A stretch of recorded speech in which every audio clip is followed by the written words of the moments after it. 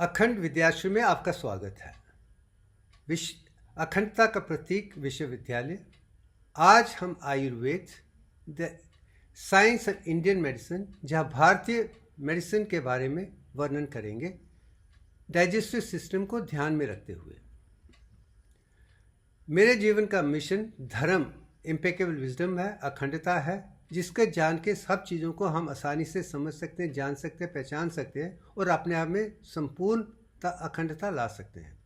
माई greatest discovery या अनमोल आविष्कार दिव्यांग है, जिसके साथ कुदरत की हर खूबसूरत चीज़ को बनाया गया है। ये इतिहास में पहली बार 2015 में किया गया है। ये 60 साल की तपस्या का वरदान है और ईश्वर की कृपा है कि मैं ये कर पाया हूँ। अब आज चलते हैं कि हर इंसान का सबसे पहला धर्म ये होना चाहिए कि हमें हर तरीके से सुरक्षित होना चाहिए। परफेक्ट फिजिकल हेल्थ, हमारे जिस्म में, देह में किसी किस्म की भी कोई भी कमी या पेशी ना हो और किसी किस्म की भी कोई बीमारी ना हो। इमोशन या मानसिक भावना संपूर्ण हो, वैराग हो, विवेक हो और धन की किसी किस्म की कोई कमी ना हो और हर किस्म का ज्ञान, विज्ञान, प्रज्ञान अखंडता तक हो, जिसके जानकर हम हर चीज़ को संपूर्ण तरीके से जानते हैं।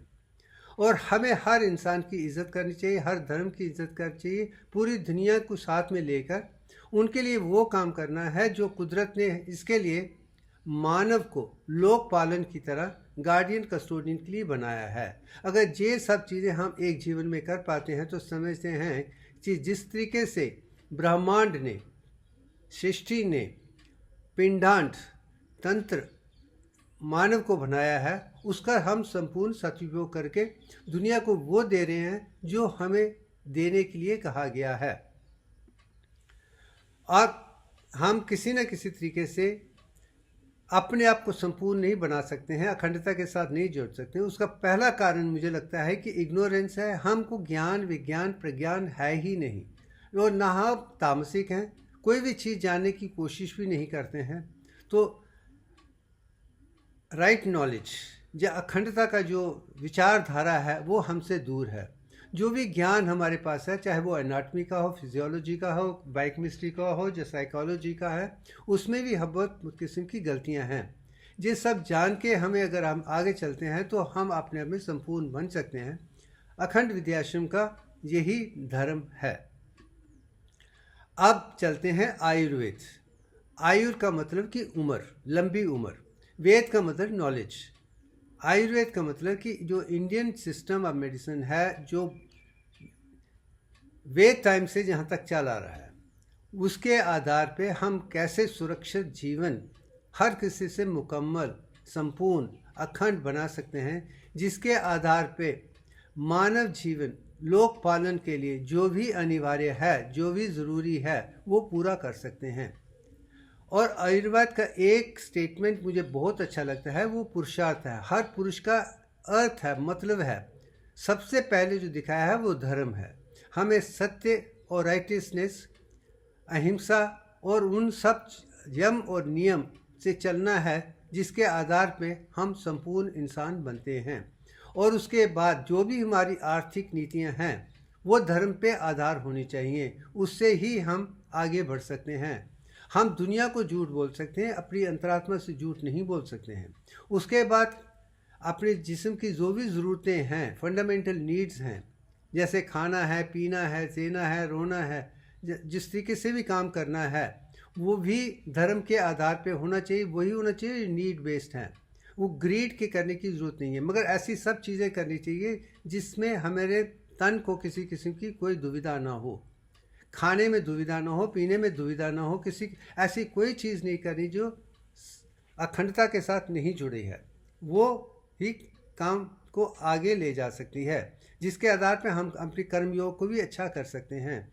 जब ये तीनों चीज़ साथ होंगी, धर्म के आधार पे होगी, हमें मोक्ष मिल जाएगा, हमें फ्रीडम मिल जाएगी, लिबरेशन मिल जाएगी, सल्वेशन मिल जाएगी। मगर जहाँ तक कि मेरा मानना है कि मोक्ष का ये मतलब नहीं कि हम दोबारा जन्म ना हो। मैं यही जानता हूँ कि दुनिया में हर इंसान जो पैदा हुआ है उसमें अलग किस्म के कंस्ट्रेंट्स और रिस्ट्रेंट्स हैं, दुविधाएं हैं, कष्ट हैं, क्लेश हैं। उनसे मुक्ति मिल जाए और अपने आप में हम अंतरात्मा का अनुभव करके और रोशनी को देख के उस तरीके से चलें जो सबके लिए कल्याणदायक है, जो है वही मोक्ष है मेरे लिए। इसलिए वही चीज़ सच्चित आनंद या आयुर्वेद के आधार से हमें आनंद की तरफ ले जा सकती है। यही मेरा लक्ष्य है कि यही आयुर्वेद समझाने की कि मुझे 70, 80, 100 जितनी भी उम्र है आखिरी दिन तक ऐसा लगना चाहिए कि मैं युवा की तरह ही हूँ, हर चीज़ वैसी रहे। और मैं जानता हूँ ये किया जा सकता है, मगर उसके लिए एक तपस्या करनी पड़ती है। उसके लिए इस ज्ञान को जानना बहुत ज़रूरी है। अब आज चलते हैं कि जो डाइजेस्टिव सिस्टम है, पाचन शक्ति है, वो जानवरों में 3 किस्म की है। सबसे पहले हम कार्निवोरस एनिमल्स की लेते हैं, जैसे वो कैट्स हैं, लायंस हैं, सिंह हैं, या जितने भी ये चीज़ें हैं जो चारते हैं, वो जो मीट पे आधार करते हैं, उनका खाना ही मीट पे है। उनका बड़ा माउथ होता है, शॉर्ट इंसाइजेस होते हैं, लॉन्ग कैनाइन्स होते हैं, शार्प मोलर्स हैं, लोअर जॉ है, नो ग्राइंडिंग की ज़रूरत पड़ती है, वो लेके काट के खा लेते हैं। उनका सलेवा एसिडिक होता है और स्टमक और एसिड इंटेस्टाइन की जो रेशो है वो 3 टाइम होती है और कंप्लीट डाइजेशन को 2 से 4 घंटे लगते हैं। वो कार्निवोरस एनिमल्स है, वो इंसान नहीं है। हमें नॉन वेजिटेरियन नहीं बनना है, वो क्षमता हमें नहीं है। अब आ जाते हैं राइट साइड में, आप हर्बीवोर लिख देते हैं। वो जानवर हैं जैसे काउज हैं, कैमल्स हैं, या जितने भी जानवर हैं जिनके भी 4 पाँव हैं, इनके भी 4 पाँव हैं, मगर जिनका खाना जो हर्ब्स है, ग्रास है, और उनका माउथ छोटा है, बिग फ्लैट इंसाइजर्स हैं, फ्लैट लंबे नहीं है, मांस काटने की ज़रूरत नहीं है। कैनाइन्स छोटे हैं, मोलर स्ट्रॉन्ग है, मेस्टिकेशन करने में बहुत अच्छे हैं, रगड़ रगड़ के काम करते हैं। उनका अल्कलाइन सलाइवा है, जो कार्निवोरस का एसिडिक है, उनका अल्कलाइन है। और उनकी जो वीक स्टमक है और उनकी रेशो जो है वो 20 टाइम्स है। और उनकी कंप्लीट डाइजेशन को 24 से 48 घंटे लग जाते हैं। जैसे आप ऊपर देख सकते हैं, पिक्चर में साफ है। मगर जब हम इंसान की बात आती है तो हम बीच के हैं, हम बर्ड्स की तरह है, इंसान हैं। हम 2 पाँव पे चलते हैं और हैंड ऑन फीट हैं। फूड जो है वो फ्रूट्स, वेजिटेबल, नट्स और ग्रेन्स वगैरह से ही आती है। हमारा माउथ छोटा है, बिग इंसाइजर्स हैं, स्मॉल कैनाइन्स है, फ्लैट मोटलर्स हैं और मेस्टिकेशन होती है। और हमारा जो सलाइवा है वो न्यूट्रल है, जैसे कि एसिडिक और अल्कलाइन नहीं है, जो पीएच के साथ जुड़ा हुआ है। और वहाँ पे अल्फ़ा अमाइलेज आती है, जिसके आधार पे स्टार्च को माल्टोज और ग्लूकोज में बदलने में आसानी हो जाती है। और हमारी जो इंटेस्टाइन और सिस्टम की जो रेशो है वो 9 टाइम की है, जो कार्निवोर्स की 3 है, हर्बीवोर्स की 20 टाइम्स है, हम बीच में 9 के हैं। यही डाइजेशन लेने में भी हमें 12 और 18 घंटे के बीच में टाइम लगता है। वो 2-4 घंटे मीट का है और 24 से 48 घंटे ग्रास का है। तो मैं समझता हूँ कि हम फर्ग्यू बेसिस में हैं, हम ओमनीपोटेंट नहीं हैं। ओमनीपोटेंट जैसी कोई चीज़ नहीं है। मैं जितना ही जानता हूँ, हम फ्रूगल होने चाहिए और फ्रक्टिवोरस होने चाहिए, जिसमें ग्लूकोज, फ्रक्टोज और इस किस्म के ग्रेन्स, फ्रूट्स और वेजिटेबल फ्रेश हैं, उसका ही इस्तेमाल होना चाहिए। हमारा सिस्टम वैसे बना हुआ है। अब ये चीज़ लेके हम चलते हैं कि हम फ्रक्टिवोरस हैं, फ्रूगल हैं। अब इसको किस तरीके से काम करना है, अब इसे लेकर हम चलते हैं। अब आ जाती है कि जहाँ इंटीग्रेटेड ह्यूमन नर्वस सिस्टम में पहले कह चुका हूँ कि इसके 7 हिस्से हैं। अब मैं 7 हिस्सों की बात नहीं करूँगा, मैं 7वें हिस्से की बात करूँगा, जो अंत में है। आप डाउन लेफ्ट साइड में देखें तो पेस मेकर्स का जिक्र किया है, जिसमें हार्ट में 4 पेस मेकर्स हैं, यूट्रस में 2 हैं, और डाइजेस्टिव सिस्टम में भी एक माइंट्रिक सिस्टम और माइंट्रिक सिस्टम से पेस मेकर हैं, जो पेरिस्टाल्टिक मूवमेंट को हम मुंह से खाते हैं और एनस तक जाने की परंपरा होनी चाहिए। इसकी एंटी पेरिस्टाल्टिक नहीं होनी चाहिए। उसके लिए हमें 7th लेवल पे एक लोकल गवर्नमेंट दी गई है। अगर पूरा नर्वस सिस्टम फेल भी हो जाए, हमारे खाने की डाइजेशन में, अब्जॉर्प्शन, एसिमिलेशन में कोई कमी नहीं आनी चाहिए। इसलिए कुदरत ने एक लोकल गवर्नमेंट पंचायत रोड की भी दे दी है। वो इसके आधार पे हम उसको समझकर आगे ले जाने की कोशिश करेंगे। अब आ जाता है कि डाइजेस्टिव सिस्टम। अब मैं एक प्रोफेसर हूँ जो एनाटॉमी, फिजियोलॉजी, बायोकेमिस्ट्री, साइकोलॉजी को समझता है, जानता है, पहचानता है, और मैं अपने बच्चों को, स्टूडेंट को ऐसे सिखाता हूँ कि वो ज़िंदगी भर के लिए याद रखे। हमारी किताबों में जो भी डेफिनेशंस हैं, जो भी दिखाया गया है, हर पन्ने पे मैं गलतियों पे गलती देखता हूँ, और मैं चाहता हूँ कि मैं कोशिश करूँ कि अपने तरीके से संपूर्णता लाने की या अखंडता लाने की कोशिश है। अब जाते हैं प्राइम फंक्शन पे। जो डाइजेस्टिव टाइप का प्राइम फंक्शन है, कंटिन्यूस सप्लाई ऑफ वाटर, पानी, खाना, इलेक्ट्रोलाइट्स और बाकी चीज़ें जो जिस्म की होम्योस्टेसिस के लिए और हेल्थ के लिए ज़रूरी है, संतुलन के लिए ज़रूरी है, वो लेने का काम डाइजेस्टिव सिस्टम करती है, और दूसरा कुछ नहीं है। और एग्जीक्यूटिव फंक्शन में इंजेक्शन है, खाना अंदर ले जाना, उसका हजम करना, उसका अब्जॉर्प्शन करना, जज़ब करना, उसको एसिमिलेट करके उन पदार्थों में बनाना जो जिस्म तन इस्तेमाल कर सकता है, और डिफिकेशन। ये 5 चीज़ें हैं। और गट फ्रेंडली बैक्टीरिया भी अनडाइजेस्टेड फूड को डाइजेस्ट करने के मैं उसे भी हिस्सा मानता हूँ। अब ये संपूर्ण आ जाती है। और जहाँ तक कि एनाटॉमी की बात है, तो हम साथ मुंह से लेकर एनस तक मैं चीज़ों को दिखाता हूँ। पहले लिप्स हैं, उसके बाद टीथ हैं, उसके बाद माउथ है, उसमें स्लाइवरी ग्लैंड्स हैं, उसमें पैरोटिड है, सबलिंगुअल, सबमैंडिबुलर है, टंग है, ईसोफेगस है, स्टमक है, ड्यूडेनम है, स्मॉल इंटेस्टाइन है, लार्ज इंटेस्टाइन है, कोलन है, रेक्टम है, एनस है, और साथ में ही लिवर, गॉल ब्लैडर, पेनक्रियाज और अपेंडिक्स भी एडिशनल चीज़ें हैं। ये ज्ञान ज़रूरी है। दूसरी तरफ फिजियोलॉजी देखा जाए तो पहले 32 टीथ हैं जो मेस्टिकेशन करने में ज़रूर देते हैं, और मुंह का जो सलाइवा है वो अल्फ़ा अमाइलेज है जो कार्बोहाइड्रेट स्टार्च को माल्टोज और ग्लूकोज में बदलने में मदद करती है ताकि हमको हाइपोग्लाइसीमिया ना हो। और टंग स्वॉलोइंग के लिए भी मदद करती है और बोलने के लिए भी मदद करती है। और स्टमक के जो मीडियम है वो एसिडिक है और माउथ का न्यूट्रल है। और स्टमक में प्रोटीन डाइजेशन चलती है और जर्म्स को मारती है, और साथ में ही स्मॉल इंटेस्टाइन में अल्कलाइन मीडियम आ जाता है, लिपिड की डाइजेशन होती है जो कार्बोहाइड्रेट की माउथ में होती है, प्रोटीन की स्टमक में होती है और लिपिड की जिससे तीनों आती हैं। मगर स्मॉल इंटेस्टाइन में बाकी जो कार्बोहाइड्रेट, प्रोटीन और लिपिड का भी पूरा वहीं पे डाइजेशन हो जाती है पूरी। उसके बाद लिवर में एसिमिलेशन होती है, लार्ज इंटेस्टाइन में फीकल मैटर आता है, और गट बैक्टीरिया होने से डाइजेशन करके अनडाइजेस्टिव फूड में विटामिन के बनती है। ये चीज़ें मैं दिखाने की कोशिश कर रहा हूँ। अगर ये संपूर्ण ज्ञान हमें स्टूडेंट को दे दें, और मैं चाहता हूँ कि ये ज्ञान स्टूडेंट को स्कूल से ही शुरू हो जाना चाहिए, इसलिए मैं डिटेल में बता रहा हूँ ताकि ये चीज़ें हम स्कूल से ही बच्चों को पढ़ाना शुरू कर दें। इसलिए पब्लिक डोमेन में इसे ही आप किताब की तरीके से आगे देख सकते हैं।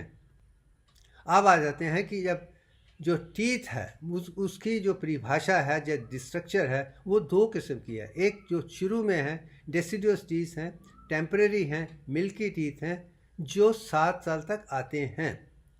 अब इसमें नंबर जितने टीथ हैं वो सिर्फ 20 हैं, 5, 5, 5 और 5। यही जीवन का सत्य है। उसमें इंसाइजर्स 2 हैं, कैनाइन 1 है, मोलर 2 हैं।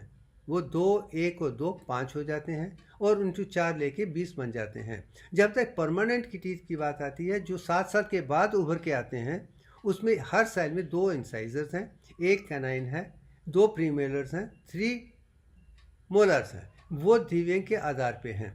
तो नंबर 8 × 4 32 बन जाते हैं। अगर आप 20 और 32 की रेशो देखेंगे, 32 को 20 के डिवाइड करेंगे 1.61 दिव्यांग रेशो ही बन जाती है। ये भी कुदरत दिखाना चाहते हैं कि मैंने जो भी इस्तेमाल किया है दिव्यांग के आधार पे ही किया है, और मैं जानता हूँ कि ये जानना ज़रूरी है, क्योंकि जब तक दिव्यांग को समझ पाएंगे तो आप हर चीज़ को उस तरीके से देखेंगे। अब आ जाते हैं एक और जो क्या कहते हैं, इंसाइजर में 1 रूट है, कैनाइन में 1 रूट है, प्री मोलर में 2 रूट हैं, और मोलर में 3 रूट हैं, वो भी दिव्यांग पे चलती हैं। और जहाँ तक स्माइल, मुस्कुराहट की बात है, जो हमारे 2 मिडल के इंसाइजर्स हैं उनकी लेंथ एंड ब्रेड्थ दिव्यांग रेशो से ही है। ये भी एक खूबसूरत चीज़ है। अब ये चीज़ मैं दिखा चुका हूँ। अब जिसके आधार पे फिजियोलॉजी वैसे बनी है कि आप टीथ की हेल्थ को इम्पॉर्टेंट समझिए, इसे नकारिए मत। शायद इसलिए ही डेंटल सर्जरी अपने आप में अलग तरीके से बनी, क्योंकि ये बहुत इम्पॉर्टेंट हिस्सा है और डाइजेशन के लिए बहुत ही इम्पॉर्टेंट है, और इसलिए मैं इसे अपना प्राइम सब्जेक्ट भी मानता हूँ। ये डेंटल से नहीं है, हमें पूरी एनाटॉमी को समझना है। अब आगे जाते हैं कि एक और विषय मैं दिखाना चाहता हूँ कि टेस्ट और स्मेल दोनों केमिकल रिएक्शंस हैं। अगर हम विजन को देखते हैं, सुनने को देखते हैं और स्पर्श को देखते हैं, वो तीनों इलेक्ट्रिकल्स हैं। मगर जहाँ तक टेस्ट और स्मेल है, ये खाना और स्मेल करना, सूंघना, दोनों केमिकल हैं और इनका आधार पानी पे डिपेंड करता है और दोनों एक दूसरे से भी बहुत जुड़े हुए हैं। अब मैं वो समझाने की कोशिश कर रहा हूँ कि कैसे टेस्ट और स्मेल आपस में जुड़े हैं। पहले टेस्ट को लेते हैं। अगर टंग को लेते हैं तो टंग के दो हिस्से हैं। एंटीरियर पार्ट जो 61.803% का है, वो आप देख सकते हैं। उसकी जो सेंसरी कंपोनेंट है वो कार्डा टिम्पना फेशियल नर्व के साथ जुड़ा हुआ है। ये धिवे के आधार पे है। इसमें सारे अच्छे टेस्ट फ्रंट वाले ही लेते हैं, चाहे वो नमक हो, चाहे मीठा हो, चाहे जितना भी है, अच्छी चीज़ें आगे होती हैं। मगर जो पीछे का हिस्सा है, पोस्टीरियर का है, वो 38.1966% है और उसकी सप्लाई सेंसरी और मोटा दोनों ही ग्लॉसोफेरेंजियल से है और इसलिए बनाया गया कि जिसमें बिटर सब्जेक्ट को टेस्ट किया जाता है। जो अगर बिटर टेस्ट है वो पॉइजन हो सकता है। अगर पॉइजन है, जिसम उसे पॉइजन देखती है, तो आप इमीडिएटली वॉमिट कर देंगे ताकि आपको कोई प्रॉब्लम ना हो। आप इसे देखिए कि कुदरत ने दिवे के आधार पर टांकों को इतनी खूबसूरती से बनाया है। आगे वाला आप एंजॉय कर सकते हैं और पीछे वाला कड़वा है तो आप वॉमिट कर देंगे। उसका सिस्टम भी कितने खूबसूरती से बनाया है। और जहाँ तक क्रेनियल पैरासिम्पैथेटिक 12 पेयर नर्व्स में 4 ही क्रेनियल पैरासिम्पैथेटिक में। अब जो पहली जो है ऑक्लोमोटर है, वो भी देखने में काम आती है, मगर जो फेशियल है वो टेस्ट को जानने में कोशिश करती है। ग्लॉसोफेरेंजियल भी और वेगस, ये ही सारे डाइजेशन के आगे पीछे चलती है। अगर साइकिक कंपोनेंट है तो ऑक्लोमोटर आ जाएगी। जब फिजियोलॉजिकल, एनाटॉमिकल दूसरी हैं तो वो बाकी 3 आ जाती हैं। ये चार cranial parasympathetic nerves digestion smell के साथ जुड़ी हुई हैं। और जहाँ तक स्मेल की बात है, उसको भी समझने के लिए कार्डा टिम्पना फेशियल नर्व ज़रूरी है। अगर आपको कोल्ड है, कफा दोषा है, आप स्मेल नहीं समझ जाएंगे। अगर ठीक है तो ठीक है। अब ये चीज़ मैंने नीचे दिखाई है। अब दूसरा ऑक्लोमोटर, ये ऑल्फैक्टरी नर्व से आप परसेप्शन करते हैं। मैं फिर भी मानता हूँ कि फेशियल नर्व का म्यूकस मेम्ब्रेन इसमें बड़ी मदद करती है। तो फेशियल नर्व से परसेप्शन भी आती है और उसके आधार पर रिएक्शन भी होते हैं। और बेस्ट एग्जांपल ये है, आप कॉफ़ी को पीना चाहते हैं तो आप कॉफ़ी का आनंद तभी ले पाएंगे अगर आपका नाक बिल्कुल साफ़ हो, कफा दोषा ना हो, किसी किस्म की समस्या ना हो, फेशियल नर्व भी नॉर्मल हो, 4 की 4 नॉर्मल हो, तो आप संतुलन ले सकते हैं। यही चीज़ मैं दिखाने कीजिए। 4 की 4 क्रेनियल पैरासिम्पैथेटिक के साथ जुड़ी हुई हैं। अब आगे चलते हैं। अब आ जाते हैं सलाइवा की तरफ, जो पहला स्टेप है डाइजेशन की तरफ, जहाँ से शुगर डाइजेशन शुरू होती है। अब जहाँ पे डाइजेशन की बात है, 3 किस्म के ग्लैंड्स हैं। पैरोटिड ग्लैंड्स हैं, सबलिंगुअल ग्लैंड्स हैं और सब मैंडिबुलर ग्लैंड्स हैं। ये 3 किस्म के ग्लैंड आप देख सकते हैं। पैरोटिड जो कान के सामने है, इसमें पानी का ज़्यादा इस्तेमाल होता है। जो सबलिंगुअल जो हैं वो टंग के नीचे हैं और मैंडिबल के नीचे हैं, इसमें म्यूकस ज़्यादा आती है। आप जिसको डिटेल में पढ़ने के लिए आप आसानी से देख लीजिए। मैं इसमें डिटेल में नहीं जाना चाहता हूँ, ताकि आप जब देखें इसे आराम से पढ़ सकते हैं। अब मैं एक ऐसा डिवाइन डिज़ाइन दिखाना चाहता हूँ कि जो खाना आप खाली पेट खाते हैं तो इमीडिएटली आपको मीठी चीज़ खानी चाहिए, खास करके स्टार्च, कुक्ड स्टार्च, जो अल्फ़ा अमाइलेज के आधार से स्टार्च को माल्टोज और ग्लूकोज में बदल दे ताकि आपको हाइपोग्लाइसीमिया ना हो। अगर आपको हाइपोग्लाइसीमिया हो जाएगा तो आपको सिंपैथेटिक ओवर एक्टिविटी हो सकती है जो अच्छी नहीं है। जो ये चीज़ मैं दिखाने की, तो जो खाना जो, और जहाँ तक दिमाग की बात है, वहाँ पे हमें ग्लूकोज, फ्रक्टोज, ऑक्सीजन, पानी और इलेक्ट्रोलाइट का ही इस्तेमाल होता है। इनकी परिभाषा जब मौत में ही डाइजेशन और अब्जॉर्प्शन शुरू हो जानी चाहिए, ये भी एक सत्य है। अब यहाँ पैरासिम्पैथेटिक फेशियल नर्व ग्लॉसोफेरिंजियल के नेम से मैंने कॉम्बिनेशन आपको बता दी है, इसको आप डिटेल में आराम से फुर्सत से देख लीजिए। अब सवाल आ जाता है कि नर्वस सिस्टम वो डाइजेशन को कम कर देता है और क्रेनियल पैरासिम्पैथेटिक बढ़ा देता है। जब cranial nervous system digestion, absorption, assimilation और कंजर्वेशन के लिए ज़रूरी है, तो सिंपैथेटिक उसका उल्टा काम करता है। मगर जो सिंपैथेटिक है वो भी दिव्यांग के आधार पर बनाया गया है, मगर कहीं ना कहीं 4 क्रेनियल नर्व्स हैं वो डाइजेशन में ज़्यादा काम करती हैं, मगर उसका ऑपोजिट जो सिंपैथेटिक है वो बीच में ना आए तो अच्छा है। अब आ जाते हैं कि ग्लूकोज डाइजेशन के जिसके भी 10 स्टेप्स हैं। जैसे आप देखें कि ऊपर से एक तरफ ग्लाइकोलाइसिस लिखा हुआ है, दूसरी तरफ ग्लूकोनियोजेनेसिस। ग्लाइकोलाइसिस मतलब ग्लूकोज को कैसे इस्तेमाल करके पायरुविक एसिड और लैक्टिक एसिड में बदला जाता है, वो लेफ्ट साइड के 10 स्टेप्स हैं। फिर lactic acid, pyruvic acid liver में द्वारा कैसे ग्लूकोज बनता है वो राइट साइड में है। जो दोनों तरफ ही 10 स्टेप्स ही हैं। अब इसके कुछ हाईलाइट में दिखाना चाहता हूँ क्यों मैं कहता हूँ कि हम फ्रक्टिवोरस हैं। अगर ग्लूकोज को देखें तो पहला स्टेप है ग्लूकोज 6 फॉस्फेट में बदल जाता है, तो फर्स्ट स्टेप। मगर जो तीसरा स्टेप आता है फ्रक्टोज 6 फॉस्फेट में है, इसका मतलब कि ग्लूकोज भी फ्रक्टोज में बदल जाता है। अगर आप फ्रक्टोज ही लेते हैं तो ये एक स्टेप 2 कम भी हो सकते हैं, मगर फ्रक्टोज 6 या फिर आगे कैसे चलता है, उसके बाद वो डिवाइड होके 6 कार्बन ग्लूकोज C6H12O6 बन के C3H6O3 जो बन जाता है वो ट्रायल शुगर है, वो बीच का हिस्सा है। फिर उसके बाद टूटते टूटते जो पायरुविक एसिड और लैक्टिक एसिड की तरफ आता है, तो वो 3 कार्बन इंटरमीडिएट शुगर के बाद 3 carbon acid pyruvic acid lactic acid में बदल जाता है। 6 से शुरू होता है, 6 से ग्लूकोज बनती है, वो शुगर बनती है। फिर 6 कार्बन से 3 कार्बन शुगर और 3 कार्बन एसिडिक बन जाता है। वो भी एक खूबसूरत चीज़ है। अगर इस तरीके से हम बच्चों को पढ़ाएंगे वो ज़िंदगी में कभी नहीं भूल पाएंगे। इसलिए मैं ये बना के दिखाना चाहता हूँ कि ज़िंदगी भर के लिए एक बार पढ़ो और ज़िंदगी भर के लिए याद रहना चाहिए। यही जीवन का सत्य है।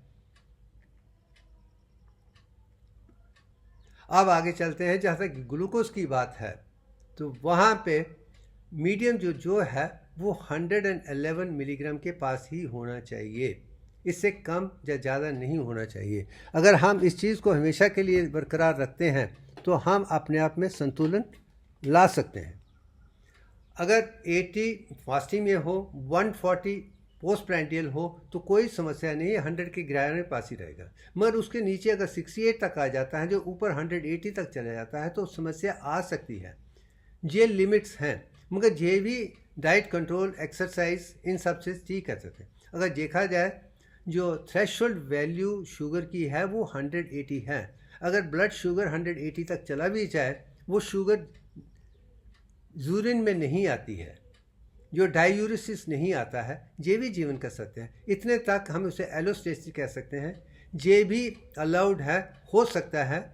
हम इसको डाइट कंट्रोल, एक्सरसाइज और अखंड योग से ठीक कर सकते हैं। मगर जब उसके नीचे 42 आ जाता है, जब ऊपर 291 के ऊपर चला जाए, तो वो कहीं ऊपर वाला डायबिटीज़ हो जाता है, नीचे हाइपोग्लाइसीमिया होता है। दोनों पैथोलॉजी स्टेज में आपको जीवन में समस्या आने के चांसेस ज़्यादा हो जाते हैं। ये अगर समझ आ जाए तो मैं समझता हूँ कि हम आसानी से डायबिटीज़ को बचा सकते हैं, क्योंकि बिना शुगर के, बिना ग्लूकोज और फ्रक्टोज के दिमाग भी काम नहीं करेगा, हम कुछ नहीं कर सकते हैं। तो इस चीज़ को जानना बहुत ज़रूरी है। अब आगे चलते हैं। अब मौत में पार्शियल डाइजेशन कार्बोहाइड्रेट स्टार्च से माल्ट और शुगर तक हो गई है, मगर बाकी जो डाइसैकेराइड्स हैं, चाहे वो सुक्रोज हो, गैलेक्टोज हो, लैक्टोज एट्सेट्रा एट्सेट्रा है, उनकी डाइजेशन शुरू नहीं होती है। मगर स्टमक जब आता है तो उसमें प्रोटीन डाइजेशन शुरू होती है। ये ध्यान में रखिए, माउथ में कार्बोहाइड्रेट, स्टार्च, माल्ट और शुगर का है और स्टमक में डाइजेशन का प्रतिवेश है। जब हम आ जाते हैं तो वहाँ पे जो अल्कलाइन मीडियम, जो नॉर्मल मीडियम है, पीएच के साथ जुड़ा हुआ है, होम्योस्टेसिस के साथ, वो माउथ का है, मगर स्टमक में आके एसिडिक बन जाता है। हमारा पीएच 1.5 के पास आ जाता है और साथ में ही वहाँ पे ही स्टमक में ही पेरिस्टल्टिक मूवमेंट की थिंग बढ़ जाती हैं। और जहाँ तक कि माउथ की डाइजेशन मोटर से शुरू होके एंटी मोटर्स, जब सारी चीज़ें कहिए कि ऑटोनॉमिक के बाद उसे डाइजेशन में काम करती है, मगर स्टमक में ही वो पेस मेकर शुरू हो जाता है, वो फंडस में है। उसके बाद डाइजेशन शुरू हो जाती है, तो फंडस है, बॉडी है, एंट्रम है, पायलोरिस है, ये उसका हिस्सा है। मगर सबसे ज़्यादा जो देखना चाहता हूँ, ये देखिए, उसमें जो सरफेस लेयर है वो एक है, उसके बाद गैस्ट्रिक पिट्स हैं, उसके बाद म्यूकस लेयर है, उसके बाद गैस्ट्रिक ग्लैंड्स हैं, उसके बाद माइंट्रिक प्लेक्सस है, उसके बाद सर्कुलर मसल्स हैं, उसके बाद माइंट्रिक प्लेक्सस है, उसके बाद लॉन्गिट्यूडनल मसल्स हैं, फिर सीरस लेयर है, फिर पेरिटोनियम, जो बीच के पिक्चर में आप आसानी से देख सकते हैं। मगर इसमें जो खूबी है, सब म्यूकस प्लेक्सस और माइंट्रिक सिस्टम, जो थर्ड सेट ऑफ गवर्नमेंट है, वो 7th लेवल की है। उसके आधार पे ही आप पेरिस्टल्टिकम को देख सकते हैं। यही जानने की कोशिश है। अगर ये समझ लेंगे तो आप आसानी से इस चीज़ को, मैं जानता हूँ कि इसको आपको बार बार देखना पड़ेगा, इसलिए मैं डिटेल के साथ पूरी पिक्चर की भी दिखा रहा हूँ और कुछ चीज़ें समझा भी रहा हूँ। अब आगे चलते हैं। अब हाइड्रोक्लोरिक एसिड कैसे बनता है और अल्कलाइन कैसे बनता है, मैं वो दिखाने की कोशिश कर रहा हूँ। कि अब मैं आपको लंग्स के बारे में कहना चाहूँगा कि हमारे लंग्स जहाँ तक हैं उसको दिव्यांग से बनाया गया है। जो इंस्पिरेशन है वो 38.1966% है, जो एक्सपिरेशन है 61.80 है, और एक्सपिरेशन में 61.803% कार्बन डाइऑक्साइड ही एक्सपेल होती है, बाकी रखी जाती है। और जो रखी जाती है वो एसिड फॉर्मेशन स्टमक में, एसिड फॉर्मेशन अल्कलीज में, एंड ऑल्सो अल्कलाइन फॉर्मेशन में काम आती है। कि एसिड बेस बैलेंस के लिए कार्बन डाइऑक्साइड का रोल बहुत इंपॉर्टेंट है। Carbon dioxide plus water carbonic acid बनता है, एक तरफ हाइड्रोजन है, दूसरी तरफ बाइकार्बोनेट है। दोनों ही अपने आप में एक एसिडिटी की तरफ ले जाता है, एक अल्कलाइन की तरफ ले जाता है। उसके आधार पे ही हम बनते हैं। वही चीज़ मैं इसमें दिखाने की कोशिश कर रहा हूँ कि इसे समझ लेंगे तो अच्छा होगा। और साथ में सोडियम और क्लोराइड भी इस तरीके से बना गया है कि ताकि उसकी रेशो जो है वो भी दिव्यांग की है, क्योंकि सोडियम का हिस्सा और क्लोराइड का हिस्सा बहुत ज़रूरी है। अब यहाँ तक कि आ जाते हैं तो अब आगे चलते हुए आगे दिशा पे चलते हैं। प्रोटीन की जो प्रोटीन फॉर्मेशन है उसके भी 10 स्टेजेस हैं। वो डीएनए के साथ जुड़े हुए हैं, जो अपने आप में एक जेनेटिक स्ट्रक्चर है, बिल्डिंग ब्लॉक बनाते हैं। अगर आप डीएनए को देखेंगे, जो मैंने बी डबल हेलिक्स दिव्यांग के आधार पे बनाया है, वो वॉटसन एंड क्रिक के मॉडल से भी बढ़िया है। उसकी विड्थ 21 है, हाइट 34 है, 10.34 स्ट्रैंड्स हैं और उसकी स्पाइरल भी 22 है। मगर मैंने वो भी चीज़ें उसमें दिखाई हैं जो शायद आज तक किसी ने नहीं दिखाई थी। उसे भी आप ध्यान से पढ़ लीजिए तो आपका ज्ञान और भी आगे बढ़ जाएगा। अब आ जाते हैं कि अब माउथ का हो गया है, स्टमक का हो गया, हम इंटेस्टाइन में आ जाते हैं जहाँ पे डाइजेशन और अब्जॉर्प्शन होती है। इस पिक्चर को देखिए, डाइजेशन अब्जॉर्प्शन है। अब जिसकी बात आती है तो इसका स्ट्रक्चर भी स्टमक की तरह वही है जो स्टमक में है।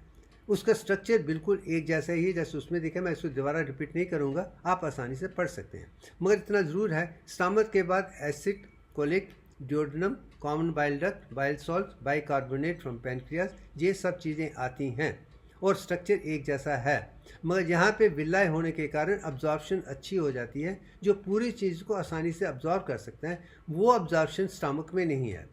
माउथ में भी लिक्विड थोड़ी सी है, आप कर सकते हैं, मगर संपूर्ण नहीं होगी। मगर संपूर्ण के लिए विलय का होना ज़रूरी है, जहाँ पे आप आ जाते हैं। और जैसे कि मौत में अल्फ़ा अमाइलेज है, यहाँ पे भी काफ़ी ऐसे एंजाइम बनते हैं जो डाइजेशन में काम करते हैं, जहाँ पे पहली जो प्रोसेस है वो लिपिड से शुरू होती है, मगर बाकी भी जो कार्बोहाइड्रेट के हैं, प्रोटीन की और लिपिड की पूरी जो है परिभाषा डाइजेशन है यहीं पे होती है। अब उसका जिक्र भी मैं बाद में एक एक करके करूँगा कि कौन से एंजाइम कहाँ बनते हैं, मगर जो स्मॉल इंटेस्टाइन का है वो इंजेक्शन करके डाइजेशन और अब्जॉर्प्शन में काम करता है, इतना ही काफ़ी है। और इसका मीडियम अल्कलाइन मीडियम है। ये अल्कलाइन मीडियम कहाँ से बनता है उसके बारे में हम जानने की कोशिश करेंगे। जैसे स्टमक में एसिडिक था, यहाँ अल्कलाइन है। और लार्ज इंटेस्टाइन पर चलते हैं कि जो जहाँ पे डाइजेशन होने के बाद सब चला जाता है। लोग कहते हैं कि लार्ज इंटेस्टाइन में डाइजेशन नहीं होती है, पानी का अब्जॉर्प्शन होता है और चीज़ें, मगर मैं मानता हूँ कि जो भी गट बैक्टीरिया हैं वो अनडाइजेस्टेड फूड को डाइजेस्ट करते हैं, वो भी डाइजेशन है, जिसके आधार पे विटामिन के और ऐसी चीज़ें बन जाती हैं जो हमारे लिए लाभदायक हैं। वो बहुत प्रोबायोटिक और प्रीबायोटिक सिस्टम में हमें हेल्प करते हैं, उसका बैलेंस रहना जरूरी है। जैसे भी हम एंटीबायोटिक लेते हैं तो ये मर जाते हैं, इसलिए भारत में कहा जाता है कि कभी एंटीबायोटिक लो तो दही का इस्तेमाल कीजिए, कर्ड का इस्तेमाल कीजिए, ताकि बैलेंस हो जाएगा, और ये ज़रूरी है।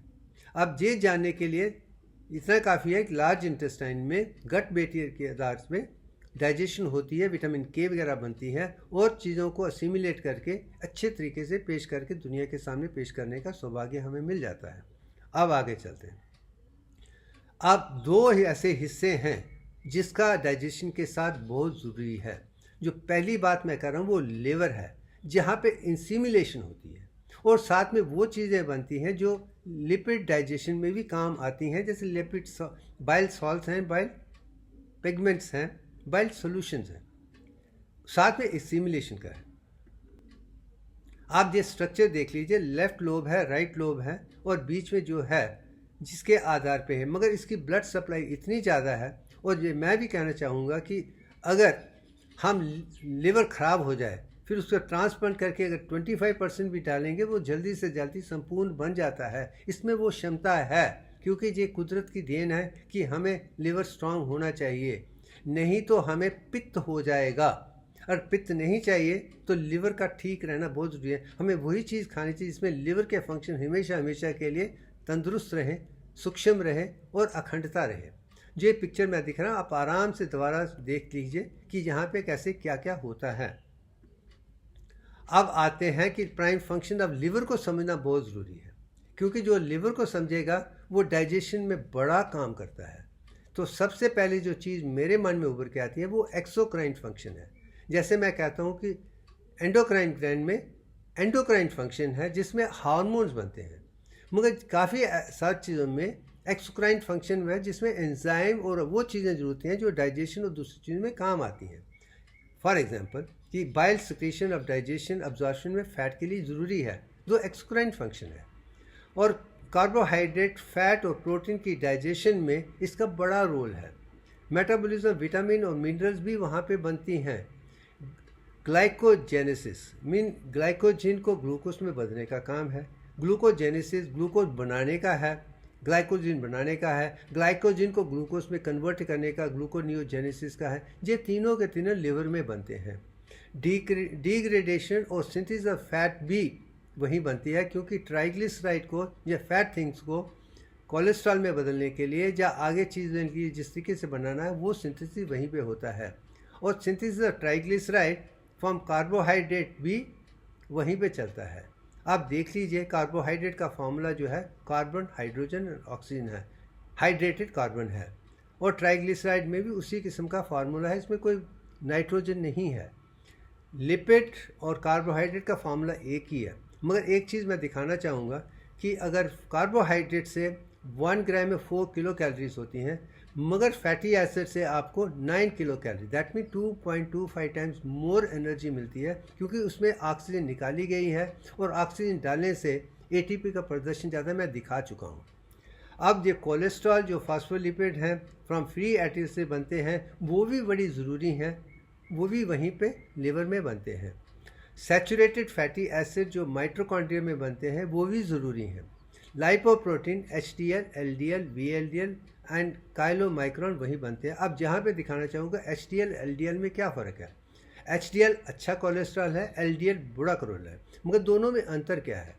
HDL में प्रोटीन की मात्रा LDL से ज़्यादा है। LDL लो डेंसिटी ज़्यादा फैटी एसिड के साथ है, और हाई डेंसिटी में प्रोटीन के कारण जो बनती हैं उसके कारण उसका संतुलन है वो एक्टिवेट नहीं होता है। वो अच्छा है, जिस्म के लिए अच्छा है, होना ज़रूरी है, इसमें सेहत अच्छी रहती है। अब आ जाते हैं ब्रेकडाउन और सिंथेसिस। अब जो प्रोटीन है वो 60% लिवर में ही होती है। D amination of amino acid for energy भी लिवर में ही होती है। यूरिया फॉर्मेशन वही है। नॉन एसेंशियल नाइट्रोजन सिंथेसिस भी वही है। अल्ब्यूमिन सिंथेसिस भी जरूरी, कि बिना अल्ब्यूमिन पे आप सेहतमंद नहीं हो सकते हैं। अगर आप देखें अल्ब्यूमिन ग्लोबुलिन की रेशो जो अंडे की है, अल्ब्यूमिन की रेशो 61.8034% है और ग्लोबुलिन की 38.19। वंस दैट रेशो मेंटेन होती है आपकी प्रोटीन और अल्ब्यूमिन ग्लोबुलिन की रेशो, तो आप समझिए आप संपूर्ण हैं। वो भी एक चीज़ ज्ञान है जिसमें लिवर बड़ा अच्छा रोल खेलती है। और डिटॉक्सिफिकेशन फंक्शन जो माइक्रो ऑर्गेनिज्म है जो हम खाते हैं वो भी जाके लिवर में जाके कंप्लीट ख़त्म होके सदा के लिए आपको बचा देंगे। उसके बाद जो ड्रग्स वगैरह हम लेते हैं, खाने पीने की चीज़ें, वो भी जाके लिवर में ही डिटॉक्सीफाई होती हैं। इसके अलावा जो भी चीज़ें हैं जो ख़राब हैं, अगर किडनीज उसको निकाल देती हैं, नहीं निकालती हैं, तो यहाँ पे आके डिटॉक्सी, तो आप समझ लीजिए कि लिवर का फंक्शन कितना इम्पॉर्टेंट है डाइजेशन के लिए भी, एसिमिलेशन के लिए भी, और सेहतमंद होने के लिए। और जब लिवर ठीक है उसे पित्त दोष नहीं होगा, और पित्त दोष होगा पूरा सिस्टम खराब हो जाएगा, इसलिए पित्त दोष ठीक नहीं है। सात्विक से कफा दोष ठीक है कि उसमें सिर्फ म्यूकस ही है, वो ग्लूकोज और अल्ब्यूमिन के आधार पे है। जहाँ पे कुछ चीज़ें हैं वो आगे मैं दिखाने वाला हूँ, अब मुझे समझ आएगी कि लिवर का फंक्शन हमें कैसे देखना है, कैसे जाना है। इसलिए मैं ये डिटेल में सब दुनिया के लिए छोड़ रहा हूँ ताकि लोगों को ये ज्ञान संपूर्ण मिल जाए। अब आ जाते हैं कि फैटी एसिड के सिंथेसिस और ब्रेकडाउन में भी 10 स्टेजेस ही हैं। इसे मैं पढ़ूंगा नहीं, आप आराम से देख लीजिए कि 10 स्टेजेस कैसे हैं। पायरूवेट से द फॉलिकल एसिड सिंथेसिस कैसे होता है आप आराम से पढ़ लीजिए, डिटेल में जाने की यहाँ पे ज़रूरत नहीं है। आप बाइल एसिड की जब बात आती है वो कोलेस्ट्रॉल से कैसे बनते आखिर में इस्तेमाल होती है, इस पिक्चर में मैंने दिखा दी है। आप आसानी से पढ़ लीजिए, ध्यान से पढ़िए, क्योंकि ये डिटेल में है।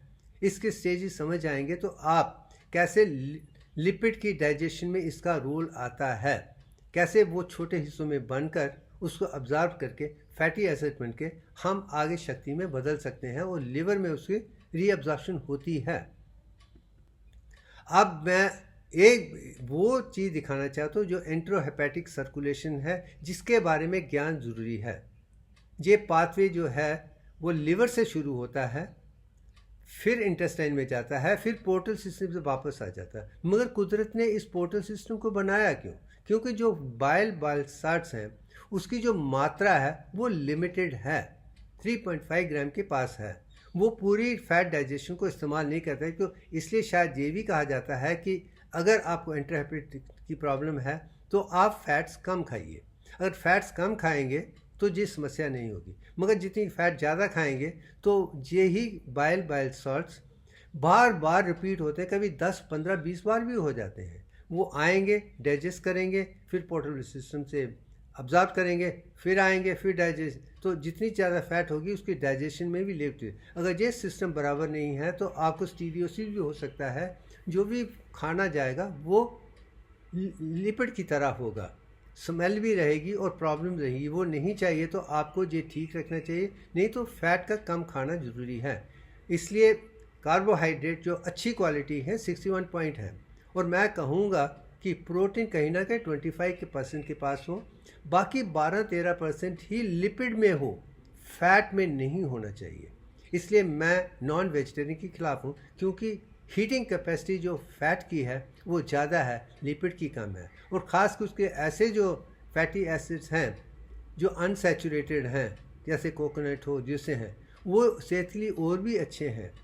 वो अगर आप देख लेंगे तो मुझे लगता है कि आप आगे से आसानी से चल सकते हैं। जी सारा ज्ञान मैंने पहले दिया हुआ है, आप सारी चीज़ों को आप देख के इसे एक महाग्रंथ समझ के संपूर्ण समझाए। और मैं चाहता हूँ कि ये सारी दुनिया जाने, ये डॉक्टरों का हिस्सा नहीं है, क्योंकि सेहत आपके हाथ में है। आपको अपने बारे में जानना है। आप एक एक चीज़ के लिए आप डॉक्टरों के पास नहीं जा सकते हैं, आपको अपना डॉक्टर खुद बनना पड़ेगा। यही मैं शुरू से ही आज तक लोगों को समझाता जा रहा हूँ। शायद जिसलिए ये मैंने पूरे प्रोफेशन को बंद करके, इंडस्ट्रीज़ को बंद कर पिछले 20 साल से लोगों को यही समझाने की कोशिश कि आपको ही अपना डॉक्टर बनना है।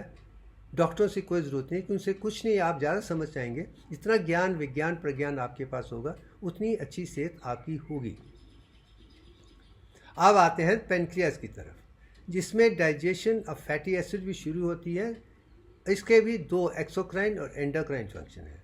फैटी एसिड के लिए ज़रूरी वहाँ पे है, और साथ में जो भी एंजाइम बाकी डाइजेशन भी, इसमें कार्बोहाइड्रेट भी है, प्रोटीन्स भी हैं और फैट्स भी हैं, उसके लिए जो बनते हैं वो पेनक्रियाज में ही बनते हैं। अब पेनक्रियाज के फंक्शन को मैं समझाने की कोशिश करता हूँ। ये एक्सोक्राइन फंक्शन में ये लिवर का अल्कलाइन जूस जो बन रहा है, आप उसे देखने की कोशिश करते हैं कि जैसे मैंने पहले एसिडिक का स्टमक में दिखा है, अल्कलाइन का भी कार्बोहाइड्रेट और वाटर से शुरू होता है। कार्बोनिक एसिड बनता है, फिर वो हाइड्रोजन एक तरफ चला जाता है, बाइकार्बोन दूसरी तरफ चला जाता है। हाइड्रोजन क्लोराइड के साथ सोडियम क्लोराइड से क्लोराइड लेके सोडियम सॉल्ट की तरह बन जाता है, एसिडिक बन जाता है, HCl बन जाता है। और जो बाइकार्बोनेट है वो अल्कलाइन बन जाता है, कि दोनों एक ही है। इसके लिए मैं बार बार कहूँगा कि इसलिए कुदरत ने रेस्पिरेटरी सिस्टम को इस तरीके से बनाया है कि 61.8% कार्बन डाई बाकी अंदर रहनी चाहिए, एसिडिक और अल्कलाइन मीडियम बनने के लिए। ये भी कुदरत की देन है, वो भी दिव्यांग के आधार पे ही है। इंस्पिरेशन और एक्सपिरेशन भी वैसी है, पूरा सिस्टम ही वैसा है। शायद इसलिए मैं दिव्यांग के आधार पे सिखाना चाहता हूँ कि अगर आपको दिव्यांग याद है तो रेशो बराबर होगी। 10 स्टेजेस देखेंगे, आपका ज्ञान, विज्ञान, प्रज्ञान अखंडता के साथ होगा। इसलिए वो ये चीज़ें मेरे लिए बहुत ज़रूरी हैं ताकि आप हर चीज़ को समझ सकते हैं। अब आ जाते हैं कि पेनक्रियाज जो एक्सोक्राइन फंक्शंस है। अब मैंने कहा कि एंडोक्राइन फंक्शन में ग्लूकोज कंट्रोल के लिए है, उसके लिए इंसुलिन और ग्लूकागॉन आता है। जो इंसुलिन और ग्लूकागॉन की रेशो है, अगर दिव्यांग के आधार पर आपको कभी भी डायबिटीज़ नहीं आएगी। इंसुलिन 61.8% हो और ग्लूकागॉन इतना होगा तो उनका बैलेंस कहीं ना कहीं आपके ब्लड शुगर को 111 के पास ही रखेगा। वो चीज़ अलग है बात। जहाँ पे हम एक्सोक्राइन फंक्शन की बात करें, एंडोक्राइन फंक्शन की बात नहीं कर रहे हैं, क्योंकि हमारी परिभाषा कहीं ना कहीं डाइजेशन के साथ जुड़ी हुई है। तो आप कौन सी चीज़ें हैं जो डाइजेशन में हमारे काम आती हैं? सबसे पहले जैसे माउथ में अल्फ़ा अमाइलेज स्लाइवरी हैं, जहाँ भी अमाइलेज का इस्तेमाल होता है जिससे कार्बोहाइड्रेट डाइजेशन फर्दर हो जाती है। जैसे कि हम स्टार्च को माल्टोज और ग्लूकोज में माउथ में बनाते हैं, सलाइवा से बनाते हैं, जहाँ पे सुक्रोज है, गैलेक्टोज हैं और दूसरे जितने भी डाइसैकेराइड्स हैं, उनको ग्लूकोज और दूसरी चीज़ों में कैसे बदला जाता है, उसका रोज भी अमाइलेज है, क्योंकि वो कहीं ना कहीं कार्बोहाइड्रेट एंजाइम है। जैसे नंबर 1। दूसरा जो है काइमोट्रिप्सिन, जो प्रोटीन एंजाइम प्रीकर्सर है, जिसके आधार प्रोटीन डाइजेशन हो जाती है। और डीऑक्सीरिबोन्यूक्लिक एसिड है, जिसमें न्यूक्लिक एसिड DNA का है, उसको तोड़ने में, डाइजेशन करने में काम आ जाएगा। जो लाइपेज है वो लिपिड एंजाइम है, जैसे कि अलग स्टेजेस हैं लिपिड के, तो उन सब को डाइजेस्ट करने का काम यहीं पे है, क्योंकि यहीं से बनी हुई चीज़ स्मॉल इंटेस्टाइन में लिपिड का काम शुरू कर देती है और हर किस्म का लिपिड्स के साथ जुड़ा हुआ है। Then procarboxypeptidase A and B हैं, वो भी प्रोटीन एंजाइम्स हैं, क्योंकि प्रोटीन की डाइजेशन शुरू तो स्टमक में हो गई है, मगर कंप्लीट डाइजेशन और अब्जॉर्प्शन स्मॉल इंटेस्टाइन में ही होने वाली है। तो जिसके लिए जो एंजाइम है वो पेनक्रियाज ही बनाते हैं। तो आप समझ लीजिए पेनक्रियाज का रोल भी कितना इंपॉर्टेंट है, लिवर का भी इंपॉर्टेंट है। और पेनक्रियाज अपने आप एक टिश्यू है जो आसानी से डिज़ोल्व हो सकता है, इसलिए कोशिश होनी चाहिए आप शराब ना पिए, ऐसी कोई चीज़ ना लें जिसके आधार पे ये चीज़ें ख़राब हो सकती हैं। आगे आते हैं प्रो इलास्टेज, ये भी प्रोटीन एंजाइम ही है। और दूसरा प्रोफॉस्फोलिपिडेज A2 है, जो लिपिड एंजाइम प्रिकर्सर है। जो प्रो कॉलीफेज है वो भी लिपिड का ही है। रिबोन्यूक्लियस है, वो न्यूक्लियोसाइड एंजाइम है। और ट्रिप्सिन जो है प्रोटीन है। सो इसमें आप देख सकते हैं कि वो एंजाइम्स हैं जो कार्बोहाइड्रेट, लिपिड्स और अलग किस्म की प्रोटीन को डाइजेस्ट करने का काम, क्योंकि जो सारी प्रोटीन्स हैं, अमाइनो एसिड्स हैं, वो कॉम्बिनेशन हैं जो नाइट्रोजन के साथ जुड़े हुए हैं। Carbon, hydrogen, oxygen, nitrogen, phosphate, ये जो कितने कॉम्बिनेशन की चीज़ें हैं जो ज़रूरी हैं, बिल्डिंग ब्लॉक्स हैं, जो आवश्यक हैं, उनका जितने भी एक्सोक्राइन फंक्शन ज़रूरत है डाइजेशन में है, वो पैनक्रियाज ही इस्तेमाल करता है। अब आगे चलते हैं। अब जैसे मैंने कहा था कि साइकिक फंक्शंस ऑफ पैनक्रियाज में बहुत ज़रूरी है, जैसे माउथ में है।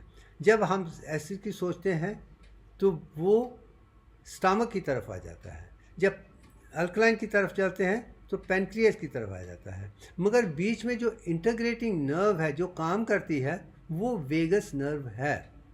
और वेगस नर्व ही ऑटोनॉमिक फंक्शन या साइकिक फंक्शन को देती है।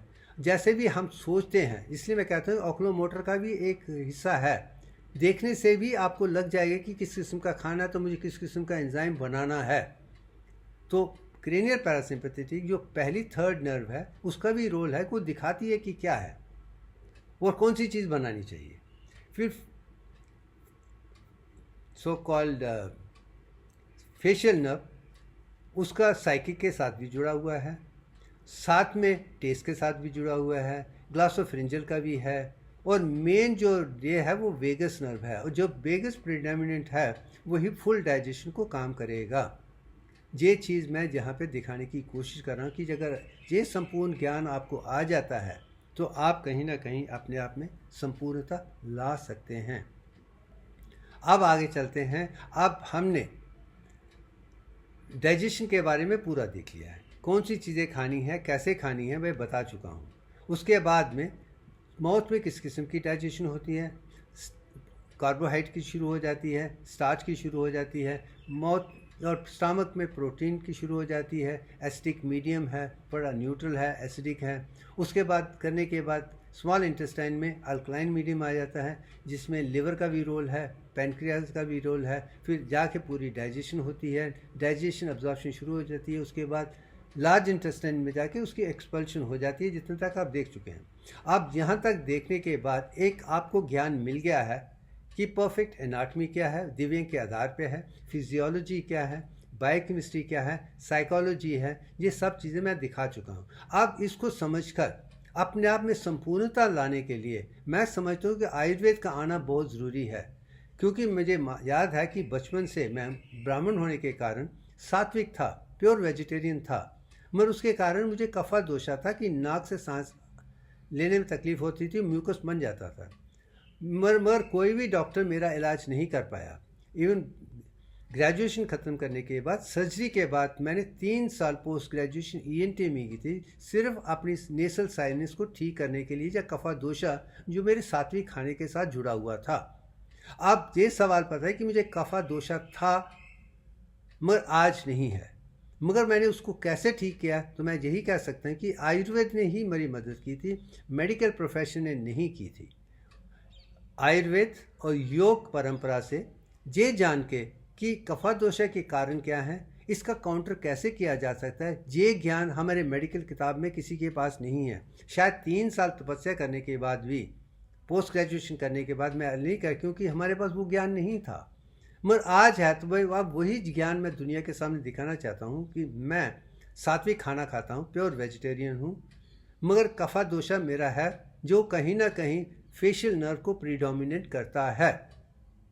अब मुझे फेशियल नर्व की प्रीडोमिनेंस नहीं है, इसके आधार पे मुझे स्मेल और टेस्ट दोनों का संतुलन बराबर हो गया है, क्योंकि दोनों वाटर से जुड़े हुए हैं और नाक के साथ जुड़े हुए हैं और फेशियल नर्व के साथ जुड़े हुए हैं। क्योंकि मेरी कंसंट्रेशन सात्विक होने का मतलब मैं इंटेलिजेंट की तरफ हूँ, मेरे पढ़ना लिखना ही मेरा काम, तर्क वितर्क करना ही मेरा, विचारधारा ही करना ही है। इन पे केवल ढूंढने की कोशिश मैं बचपन से कर रहा था, इसके लिए मेरी फुल कंसंट्रेशन दिमाग के अंदर ही थी। कोर इन कोर कहूँ तो ब्रेन की 12 क्रेनियल नर्व्स की तरफ ही थी, और ख़ास करके ये 4 की 4 ऑक्लोमोटर, फेशियल, ग्लॉसोफेरिंजियल और वेगस पर प्रीडोमिनेंट थी। और वो वेगस, वो सात्विक होने के कारण कफा दोषा एक नेचुरल प्रोसेस बन गया था, मगर आज नहीं है। आप उसे समझाने की मैं कोशिश करता हूँ। अब इस पिक्चर में मैंने दिखाया, आप आगे चलेंगे। इसके बाद अब सबसे पहले मैं अर्थ एलिमेंट जब भूमि को लेना चाहता हूँ, जो अन्नमय कोश के साथ जुड़ी हुई है। मैं दिखाना चाहता हूँ कि जो अन्नमय कोश है वो 38.196% सॉलिड मैटर ही है। Let me make it very clear, अन्नमय कोश सॉलिड मैटर है, वही अर्थ एलिमेंट है, और इसको 7 धातुओं में, टिश्यूज में फॉर्म किया गया है। जो 7 टिश्यू हैं उसके बारे में जानना ज़रूरी है, वो भी लिक्विड फॉर्म में है। जो पहला है रस है, फ्लूइड टिश्यू है, वो एक धातु है। दूसरा जो रक्त है वो खून है, ब्लड है। वो अब मैं रक्त की वो डेफिनेशन देना चाहता हूँ, वो संपूर्ण है। हम स्कूल, कॉलेज, यूनिवर्सिटी में जो भी डेफिनेशन देते हैं वो अधूरी हैं। हम कहीं ना कहीं रक्त को रेड टिश्यू बोल देते हैं, मगर हकीकत में ये स्पेशलाइज्ड फ्लूइड कनेक्टिव टिश्यू है जिसमें सेल अपने आप में चल रहे हैं। यानी कि मतलब इसका रंग लाल है, इस हेट्रोजीनस है, इसमें कनेक्टिव टिश्यू है, सेल्स हैं, मगर सेल जुड़े हुए नहीं हैं। वो ये डेफिनेशन अपने में संपूर्ण हो जाती है। रक्त यही जानने की कोशिश है। और ममसा जो मांस है, मसल्स हैं, वो रेड कनेक्टिव टिश्यू है जिसके आधार पर स्केलेटल सिस्टम बना हुआ है। वो भी एक अर्थ एलिमेंट है, रक्त भी एलिमेंट है। और जो फ्लूइड टिश्यू है जो अलग हिस्सों में है वो भी ज़रूरी है। जो मैदा है, the white and yellow colour fats हैं। अगर हम प्रोटीन की बात करते हैं या कार्बोहाइड्रेट की बात करते हैं तो फैट की बात भी आ जाती है कि हमारे जिस्म में फैट जो बनी हुई है उसमें येलो भी हैं और वाइट भी हैं, उसे हम मैदा कहते हैं। ये भी एक टिश्यू ही है, यही धातु है। अस्थि, जिसे बोन्स, जो वाइट सॉलिड स्ट्रॉन्ग टिश्यू है वो बोन्स हैं, वही अस्थि कहा जाता है। छठा आता है मज्जा है, the white colour myelinated nerve tissue, जिसे मैं कहूँगा कि ये हम नर्वस सिस्टम में न्यूरॉन की बात कर रहे हैं। जो न्यूरॉन ब्रेन सिस्टम में हैं या पेरिफेरल में हैं, जो ब्रेन सिस्टम है उसे हम ट्रैक्ट कहते हैं, जो पेरिफेरल नर्वस सिस्टम है उसे नर्व कहते हैं।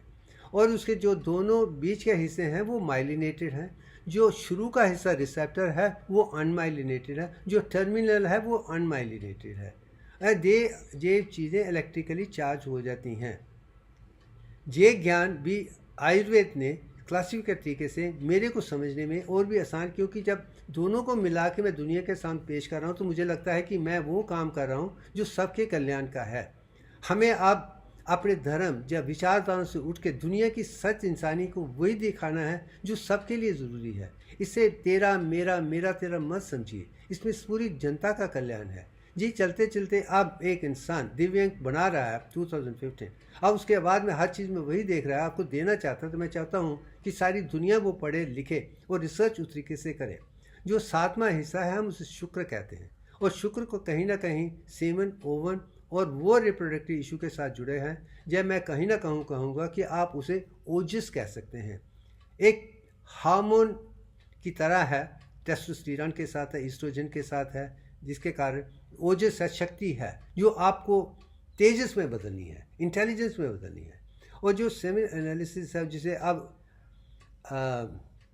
कहीं ना कहीं टेस्टोस्टेरोन को आप एरोमेटाइजेशन करके ईस्ट्रोजन में बदल सकते हैं, ओजस को तेजस में बदल सकते हैं। जिसमें ओजस को तेजस में बदलने की क्षमता है उसमें इंटेलिजेंस होने के चांसेस बहुत हाई हैं। वो बुद्धिमान होगा, उसमें इंट्यूशन भी हाई होगी। मगर मैं एट द सेम टाइम में यही कहना चाहता हूँ कि जो ब्रह्मचर्य के आधार पे ओजस को तेजस में बदलेगा वो कुछ दिन तक ठीक रहेगा, मगर उसके बाद प्रॉब्लम होगी कि पॉजिटिव फीडबैक मैकेनिज्म काम करना बंद कर देगा, नई ओजस बनना बंद हो जाएगी। नई ओजस बनना बंद हो जाएगी तो कहीं ना कहीं आपके जितने भी रिप्रोडक्टिव ऑर्गन्स हैं वो खतरे में आ जाएंगे। तो इसके लिए मैं समझता हूँ शादी हो, नॉर्मल जीवन हो, सेहत के लिए ज़्यादा अच्छा। तो अब मैंने जो भूमि एलिमेंट, अर्थ एलिमेंट के बारे में दिखा दिया कि ये 7 किस्म की चीज़ें हैं। सॉलिड मेटल के साथ जुड़ी हैं। अगर उससे देखा जाए तो एक परिभाषा बन जाती है, इसका संपूर्ण होना बहुत ज़रूरी है। अर्थ एलिमेंट कंप्लीटली परफेक्ट होगा, आपको कोई प्रॉब्लम नहीं होगी, किसी किस्म की दुविधा नहीं आएगी। अब आगे चलते हैं। जो दूसरा है वाटर एलिमेंट है, जल के साथ जुड़ा हुआ है। वो अन्नमय कोश के साथ, ये प्राणमय कोश के साथ है। जिसमें मूवमेंट आती है वो सॉलिड हिस्सा है, मगर मूवमेंट के लिए पानी की जरूरत है। इसलिए मैं ये कहता हूँ कि सॉलिड और वाटर दोनों साथ में ही रहते हैं। और जो वाटर एलिमेंट है वो 61.8034% है, जिसके आधार पर कफा दोष बन जाता है। और ये जितने भी जो दोष हैं, कफा दोष हैं, अगर मुझसे कोई पूछे, वो सॉलिड और वाटर का एलिमेंट मूलाधार और स्वादिष्ठान के साथ जुड़ा हुआ है, लोअर चक्रों के साथ जुड़ा है। जब वो संतुलन बराबर होगा, वो सेक्रल पैरासिम्पैथेटिक प्रीडोमिनेट होगी, तो आपको ओजस ज़्यादा मिलेगा। फिर ओजस को आप तेजस में बदलेंगे तो क्रेनियल पैरासिम्पैथेटिक की डोमिनेंट आ जाएगी और बीच में सिंपैथेटिक नहीं आएगा। वही चीज़ अगर मेरे जैसे हैं जो कफा दोषा कहते हैं कि जो उसमें जो हुआ है, कफा दोष हुआ है, तो उसमें क्रेनियल पैरासिम्पैथेटिक खास करके फेशियल नर्व प्रीडोमिनेंट हो गई है, वो ना हो, वो संतुलन। अब यहाँ तक कि कफा दोषा के भी 5 किस्म की कफा दोषा हैं। तर्पक, वो CSF फ्लूइड ब्रेन का है, वो सबसे पहले आपको सोचने विचारने के लिए क्षमता देता है, CSF। दूसरा श्लेष्मक कफा, वो लुब्रिकेटिंग जो जॉइन में हैं उनमें मूवमेंट आने के लिए भी कफा का होना बहुत ज़रूरी है, नहीं तो आपको जॉइन में प्रॉब्लम आ जाएगी, सोचने में प्रॉब्लम आ जाएगी। गैस्ट्रोइंटेस्टाइनल का जो डाइजेस्टिव फंक्शन है वो भी उसके साथ जुड़ा हुआ है। बोध का है जो टेस्ट परसेप्शन और स्लाइवा वगैरह में है, स्मेल में है, उसके लिए ज़रूरी है। और अवलंब का कफा है जो पेरिकार्डियल फ्लूइड है, जो लंग्स और दिल के आगे पीछे है।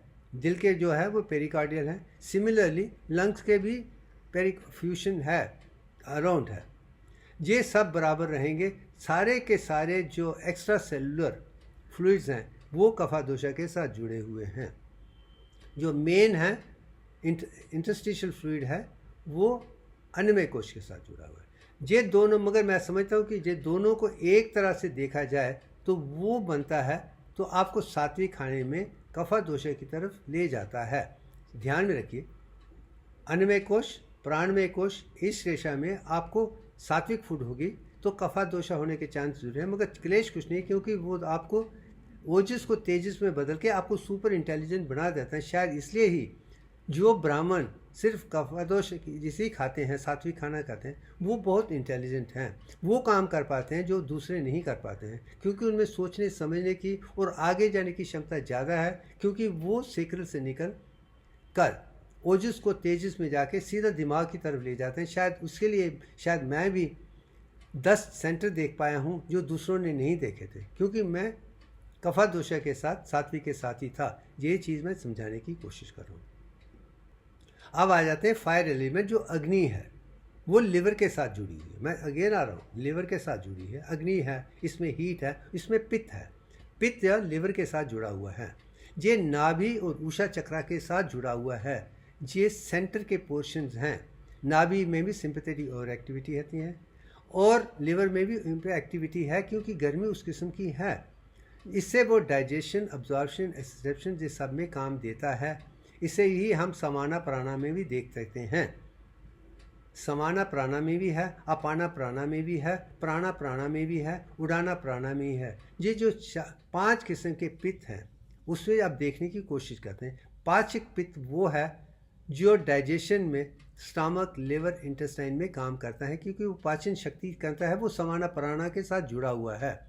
वो साधका प्राण पित्त वो है जो हमें सोचने समझने की काम शक्ति देता है। अब मैं पित्त के बिना कुछ भी नहीं हो सकता है, मगर एक संतुलन रहना चाहिए इस लिवर के डैमेज के बिना। अगर वो है, गर्मी ज़रूरी है, वही तपस है, वो जानते थे साधक करने के लिए भी ज़रूरत है। ब्राजी का पता, वो स्किन और जो अपनी स्किन है, अगर ये अग्नि बराबर है तो आप संतुलन होंगे। आलोचक जो समझने, जानने, पहचानने की जो क्षमता है वो भी पित्त के साथ ही है, क्योंकि अग्नि ही आपको वो सोचने की विचार दे रहा था, क्योंकि वो आप अग्नि ऊपर ले जा रही है। अन्नमय कोश, प्राणमय कोश ज़मीन के साथ है, अग्नि उसको ऊपर ले जाने वाली है। अब उसमें ही रंजिका, जो ब्लड, लिवर, स्प्लीन, ये सारे इंटेस्टाइन हैं जो येलो कलर हैं, ये सभी कहीं ना पित्त के साथ जुड़े हुए हैं। एक दिशा में इसका होना ज़रूरी है, मगर इम्बैलेंस हो जाएगा, जॉन्डिस हो जाएगा तो समस्या है। और जॉन्डिस को नहीं होने के लिए आप ऐसी चीज़ नहीं लेनी चाहिए जो ख़राब है, जैसे कि मीट भी ख़राब है, अल्कोहल ख़राब है, दवाइयाँ भी ख़राब हैं, ये चीज़ को डैमेज कर देती हैं। तो उस चीज़ को बंद कर देंगे, आपको उस किस्म का जॉन्डिस नहीं होगा, मगर पित्त पूरी तरह से बराबर रहना चाहिए। वही आपको निर्गुण, निरंकार, निर्दोष की तरफ ले जाएगा। यही मैं समझाने की कोशिश कर रहा हूँ। अब आते हैं एयर एलिमेंट, जो फोर्थ एलिमेंट है, वायु भूता है।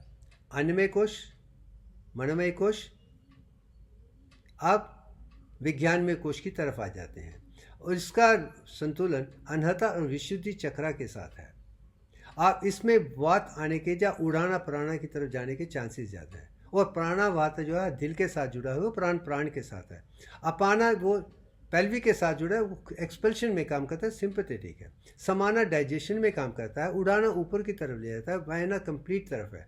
ये 5 के 5 प्राणास जानना बहुत ज़रूरी है। वो कहीं ना कहीं एयर एलिमेंट के कारण ही पूरी तरीके से स्प्रेड हुए हैं। यही आयुर्वेद ने कुछ दिखा दिया है कि ये 5 किस्म के प्राणास कैसे इंपॉर्टेंट है। और उसकी लोअर फॉर्म भी है, नागा वाता है, कूर्मा वाता है, कर्करा वाता है, देवदत्त व्राता है और धनंजय व्राता है। वो अलग किस्म से हैं। अब उसे भी आप आसानी से पढ़ सकते हैं कि वायु ही पूरी चीज़ को स्प्रेड करते हैं। अग्नि उसको डायनेमिक फॉर्म दे देती है ताकि उसको आगे चढ़ना है, ऊपर जाना है, मगर वायु उसको पूरा स्प्रेड कर देती है। ये तीनों ही सटल फॉर्म है। जो ग्रास है वो अन्नमय कोश और प्राणमय कोश के साथ, सॉलिड और वाटर के साथ है, मगर उसमें जो अग्नि आती है उसको एक्सपेंशन होती है, वायु और भी ले जाती है। आगे जो मैं दिखाने वाला हूँ वो और भी आपको आगे ले जाएगा। शायद इसका वर्णन मॉडर्न साइंस नहीं कहती है। मैंने बार बार कहा है कि मॉडर्न साइंस यही कहती है 3 स्टेट्स हैं, सॉलिड हैं, वाटर हैं और गैसेस हैं।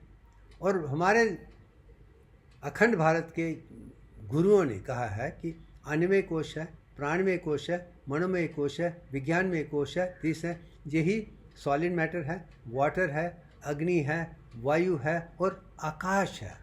तो आगे हम आकाश की तरफ चलते हैं ताकि हम में वो संपूर्णता आ जाए।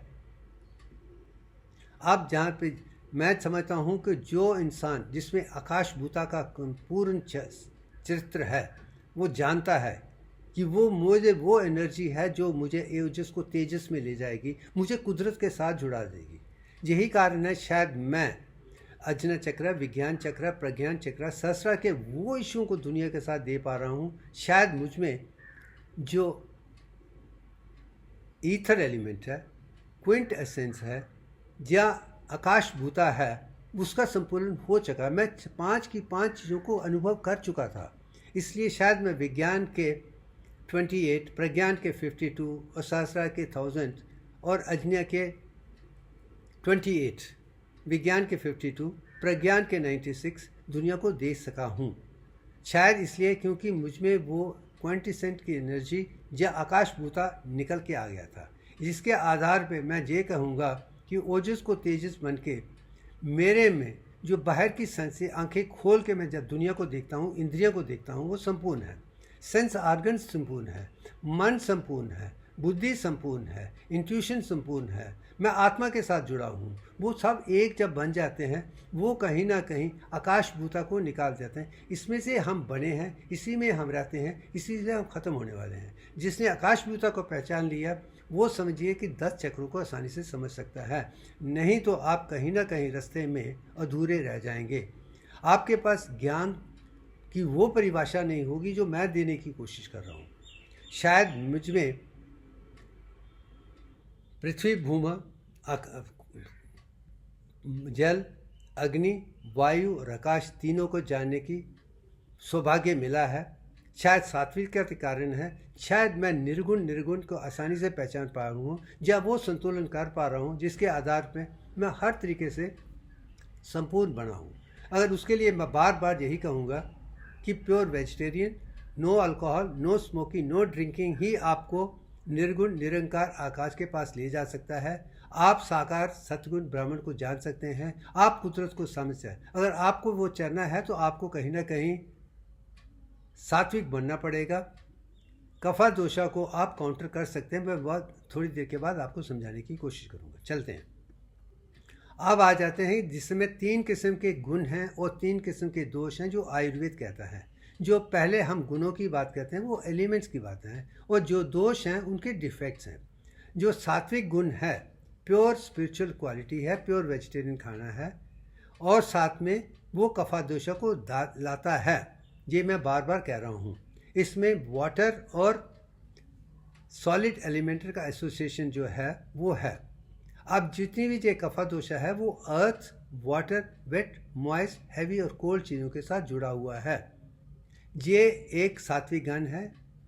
सात्विकता का जो गुण है वो कफा दोषा की तरफ ले जाएगा, ये प्रीडोमिनेंट पार्ट है। ये एक विषय है। जो राजसिक गुण है वो आप में डायनेमिक क्वालिटी ले आएगा। अग्नि ज़्यादा आ जाएगी, आप बहुत काम कर सकते हैं, बहुत डायनेमिक है, मल्टी डायमेंशनल है, मगर उससे high quality non vegetarian food और प्रोटीन भी तरह चीज़ों से ज़्यादा आती है। मगर जब वो ज़रूर से ज़्यादा नॉन वेजिटेरियन, अल्कोहल, वो स्टिमुलेटिंग चीज़ लेंगे तो आप में पित्त दोष होके जॉन्डिस बनने के चांसेस बड़े हाई हैं।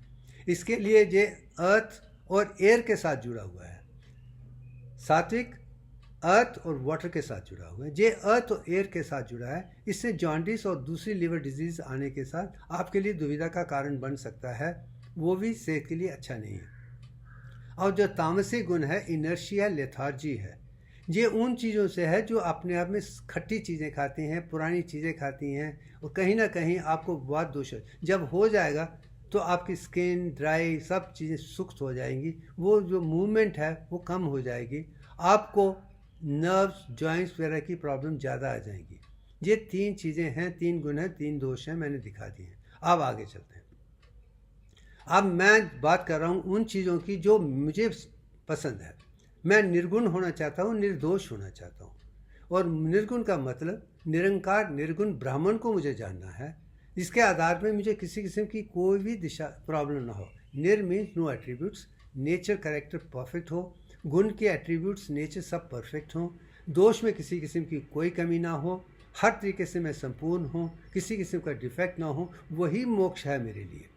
The prime of every living object should be कि आप चीज़ों को पाइए, गेन कीजिए और मेंटेन परफेक्ट निर्गुण की तरफ जाने की कोशिश कीजिए, ताकि आपको कभी भी कोई दोष ना हो। वही जेन्युइन स्टेट ऑफ सेंसेस भी बड़े पावरफुल बन जाते हैं। इमोशंस वैराग की तरफ हो जाएंगे, मन बहुत पावरफुल होगा, किसी किस्म का कोई क्लेश ना होगा, बुद्धि इतनी इंटेलिजेंट हुई कि सवाल पूछते ही उसका जवाब आपको मिल जाता है, और आप कुदरत की हर चीज़ को वो जान पाएंगे जो होम्योस्टेटिक स्टेट के साथ, कुदरत के साथ, पिंडांड को ब्रह्मांड के साथ बना देगा। ये सब चीज़ें निर्गुण में ही उतर के आती हैं, निरंकार निर्गुण के पास जाने के लिए ज़रूरी हैं। इसके आधार पे हर इंसान कुदरत की हर चीज़ को जान पाएगा जैसे मैंने जाना है, क्योंकि मुझ में वो क्षमता आ गई है, क्योंकि मेरा खाना पीना हर चीज़ सात्विक है। और साथ में निर्गुण निरंकार ही मैं कहूँगा कि मैं अब सात्विक से उठकर निरंकार निर्गुण निर्दोष के पास आ गया हूँ। तो मेरे लिए संपूर्णता बड़ी आसान हो चुकी है। अब आगे चलते हैं। आप इस पिक्चर में एक ग्राफिक प्रेजेंटेशन है, वो काफ़ी हद तक सत्वी है, असत्य के बीच में जुड़ी है। मगर एक चीज़ ये है, इसको बीच में वैसे नहीं देखना चाहिए, क्योंकि ये संतुलन 5 भूतों का जो है, चाहे वो भूमि है, पृथ्वी भूता है, जल है जो वाटर भूता है, फायर है, अग्नि है, वायु है, जो ईथर, ये बाहर के 5 जो 5 के 5 हैं, वो कहीं ना कहीं 3 दिशों के साथ जुड़े हुए हैं। मगर जो मैंने ढाला हुआ है वो प्राइम है, मगर संपूर्ण नहीं है। अगर संपूर्ण देखना है, जो 5 के 5 आपको निर्गुण निर्गत की तरफ ले जाने चाहिए। तो बीच में कफा पित्त को जाके निर्गुण और निर्दोष में डालना चाहता हूँ। अगर वो कर देंगे तो आप समझिए आप अपने आप में संपूर्ण बन चुके हैं। आप में किसी किस्म का कोई भी प्रॉब्लम नहीं होगी, गुण भी सारे बराबर होंगे, किसी किस्म का दोष नहीं होगा। आप कुदरत के साथ जुड़ जाएंगे, और जैसे मैं वो चलते दिव्यांग और अखंडता को दुनिया के सामने दे पाया हूँ, शायद निरंकार निर्गुण ब्राह्मण ही उसके पीछे कारण है। इसलिए जो आयुर्वेद ने जो मेरी समस्या थी, जो बचपन से लेकर ऑलमोस्ट 50 ईयर्स तक मैंने समस्या पाई है, मगर आज इसलिए नहीं है क्योंकि आयुर्वेद ने मुझे सिखाया है कि तुम्हें निरंकार निर्गुण ब्राह्मण की तरफ जाना है तो निर्दोष बनना पड़ेगा। वो चीज़ ही मुझे वहाँ तक ले आई है। अब मैंने सात्विक खाना वैसे ही खा रहा हूँ जो पैसे खाता था, मगर बीच में दिन में 3 बार वो चाय पीता हूँ जिसमें जिंजर भी है, तुलसी भी है, कैम्फर भी है और साथ में पेपर भी है और काफ़ी ऐसी ब्राह्मी वगैरह चीज़ें का इस्तेमाल करता हूँ जो राजसिक क्वांटिटी के कारण फेशियल नर्व को बैलेंस में ले आते हैं। तो मैं फेशियल नर्व की ओवर बैलेंस को लेकर पूरा दिमाग में कंसंट्रेट करके ग्लूकोज ऑक्सीजन करके वो दुनिया को दे पा रहा हूँ जो दुनिया के लिए ज़रूरी है। मैं समझता हूँ कि मैंने अब इस सब्जेक्ट को डिटेल के साथ दिखाया है ताकि लोग जो सवाल लोग मुझे पूछते हैं तो मुझसे कहूँ कि ये पढ़िए, आपके पास कफा दोषा ठीक करने के, साइनस ठीक करने की सारी परिभाषा इसी में है। जैसे मैंने किया है आप भी कर सकते हैं। अब इससे आके मैं अंतिम वही चीज़ों पे आ गए जहाँ पे वही चीज़ें हैं जो तंत्र विद्या भी है, मंत्र विद्या भी है, यंत्र विद्या भी है, गणित विद्या भी है और साथ में वेद उपनिषद सारे ज्ञान है और मॉडर्न साइंस है और डिवाइन मैथमेटिक्स है। वही चीज़ मैंने दिखाने की कोशिश की है जो मॉडर्न मेडिकल साइंस वाले वेस्टर्न ने किए हैं और इंडियन किया है। दोनों का संतुलन पूरी दुनिया के लिए है ताकि ये दोनों का संतुलन सारी दुनिया के लिए अच्छा है। इसको मैं समझता हूँ आज के लिए इतना ही काफ़ी है। Thank you very much.